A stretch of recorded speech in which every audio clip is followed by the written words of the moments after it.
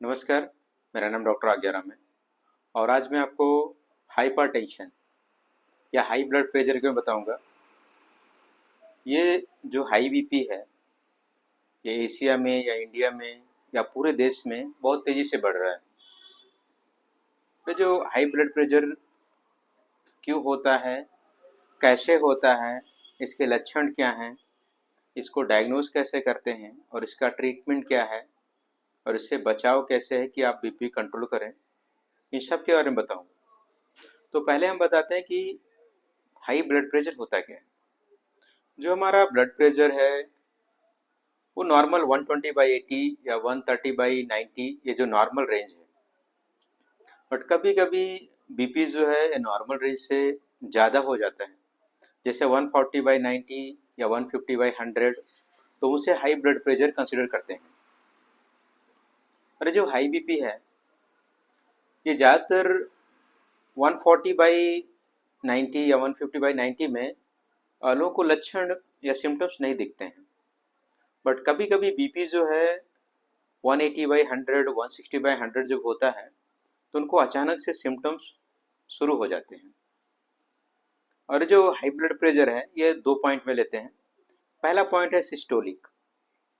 जो ऊपर की रीडिंग होती है उसको हम सिस्टोलिक बोलते हैं और जो नीचे की रीडिंग होती है उसे हम डायस्टोलिक बोलते हैं।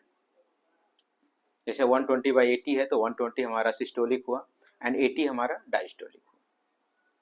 अब ये जो हाई बीपी है ये किस कारण से होता है, किस रीजन से होता है, ध्यान से सुनिए। ये जो हाई ब्लड प्रेशर है ये ओल्डर एज, जैसे किसी का एज 40-45 के ऊपर है तो ओल्डर एज, एंड जेनेटिक, जैसे किसी के मम्मी पापा को या उनके पेरेंट्स को है, एंड ओबेस, जैसे किसी मोटापा है, ज़्यादा वजन है, and lack of physical activity, जैसे जो कोई फिजिकल एक्टिविटी नहीं करते हैं सिर्फ बैठे रहते हैं उनको भी रहती है। एंड उसके बाद में कुछ लोग ज़्यादा स्ट्रेस लेते हैं, टेंशन लेते हैं, उनको भी रहता है।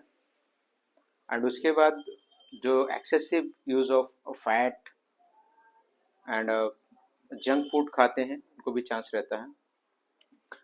एंड जो शराब पीते हैं, तंबाकू यूज़ करते हैं, सिगरेट बीड़ी पीते हैं, उनमें भी हाई बीपी रहने का चांस है। ये तो एक जनरल रीज़न हो गया कि हाई ब्लड प्रेशर क्यों होता है। अभी इसके लक्षण क्या हैं, इसके सिम्टम्स क्या हैं, जो मेजर सिम्टम्स हैं। सिम्टम्स तो 10 से 15 भी रहते हैं, बट एक सिम्टम्स मेजर क्या है, जो कॉमनली फील किया जाता है। अगर किसी को हाई ब्लड प्रेशर है तो जनरली सिम्टम्स नहीं रहते हैं, जैसे 140/90 150/90 में सिम्टम्स नहीं दिखते हैं, लोगों को पता भी नहीं चलता है कि उनको हाई बीपी है। बट अगर बीपी 180 है, 180/100 है, तो उनको लक्षण दिखते हैं।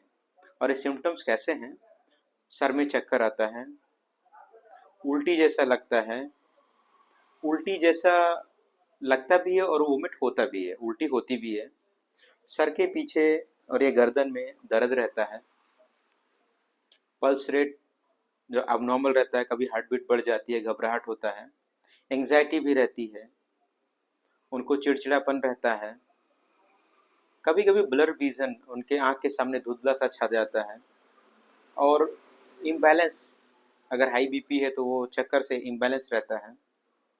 एंड कभी कभी उनको नींद भी नहीं आती है, जैसे कि रात में वो जगते रहते हैं, नींद नहीं आती है। तो ये कॉमन लक्षण है, मतलब इसको अगर किसी को है तो उसको हाई बीपी है। अभी कैसे डायग्नोज करें कि इनको हाइपरटेंशन है। अगर आपके पास कोई एक पेशेंट आया, आपको बीपी चेक करते हुए मिला कि 140 है या 150/100 है, तो फर्स्ट ऑफ ऑल तुरंत शॉक मत होइए।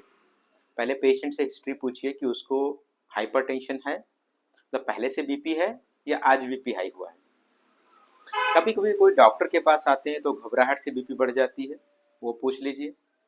किसी को ऑलरेडी बीपी रहता है तो उनको तो ठीक है, वो कंटिन्यू करते हैं मेडिसिन। और कभी कभी क्या होता है कि कुछ ओवरनाइट, जैसे लास्ट 2-4 दिन पहले क्या खाए हैं, नींद लिए हैं कि नहीं लिए हैं, या कुछ इंसिडेंट हुआ उनके साथ जैसे पर्सनल इशू, तो ये सब चीज़ें पूछिए। और आप हाइपरटेंशन डायग्नोस करने से पहले ध्यान रहे कि आप अगर कोई पेशेंट का बीपी हाई मिला आपको, तो उसको बोलिए कि वो सुबह शाम आके बीपी को मॉनिटर करते रहें। एंड बीपी मॉनिटर करने के लिए हमेशा आप बीपी अपरेटस मर्क्यूरी का यूज़ करिए, मैनुअल, और उसको सुबह शाम 5 दिन तक, 3 से 5 दिन बीपी रिकॉर्ड रखिए, और उसको डेली बीपी 150/100, 140/100 या 160 आ रहा है तो वो हाइपरटेंशन है। अब इसको कैसे बचाव किया जाए, क्या ट्रीटमेंट किया जाए? तो ट्रीटमेंट तो एक लास्ट ऑप्शन है, तो उससे पहले बोलूँगा कि आप बचाव करें। कैसे अपना बीपी कंट्रोल करें? तो नमक का चीज़ें कम खाएं, अच्छे से नींद लें, फ्रूट्स एंड हरी सब्जियां खाएं। अगर आप कोई बैड हैबिट्स है जैसे दारू पीते हैं, शराब पीते हैं, स्मोकिंग करते हैं या तम्बाकू खाते हैं तो ये छोड़ दीजिए। आप ऑयली फूड, जंक फूड कम कर दीजिए। आप अच्छे से नींद लीजिए, अच्छे से सोएं, पानी ज़्यादा पिएं। अगर आप और फिजिकल एक्टिविटी जैसे वॉकिंग हुआ, जॉगिंग हुआ, व्यायाम हुआ, स्पोर्ट्स जैसे कि बैडमिंटन है, क्रिकेट है, कुछ भी अपने बॉडी को एक्टिव रखिए। अगर ये सब होने के बाद आपका बीपी नॉर्मल है देन फाइन। अगर नहीं नॉर्मल है देन आपको मेडिसिन की आवश्यकता है, और ये मेडिसिन आपके डॉक्टर के द्वारा दिया जाएगा। तो मेडिसिन में भी कुछ कैटेगरीज होती है, तो वो कैटेगरी रहता है जैसे कि AC inhibitor and angiotensin and calcium channel blocker, और लास्ट में डायूरेटिक्स। तो कभी क्या होता है कि सिंगल ड्रग यूज़ करते हैं, जैसे किसी को कम बीपी है, बीपी मतलब माइल्ड बीपी हाइपरटेंशन है, तो उसको बहुत लो डोज से शुरू करिए। एंड अगर बीपी मीडियम है देन मीडियम में ड्रग्स यूज़ करिए। अगर उसका बीपी नहीं कंट्रोल हो रहा है देन ड्रग्स को कंबाइन करके विथ डायूरेटिक्स यूज़ करिए। एंड एक बात मैं बोलूँगा आपको, बिफोर स्टार्टिंग मेडिसिन, आप दवा शुरू करने से पहले पेशेंट को समझाइए कि हम दवा शुरू कर रहे हैं और ये लाइफ लॉन्ग खानी है। ये बहुत ही अच्छी जानकारी है, प्लीज़ देखिए। एक इम्पॉर्टेंट चीज़ बताऊंगा, मैं काफ़ी लोगों को देखता हूँ अपने क्लिनिक में या अपने हेल्थ केयर में, काफ़ी लोग मेडिसिन को डिसकंटिन्यू करते हैं।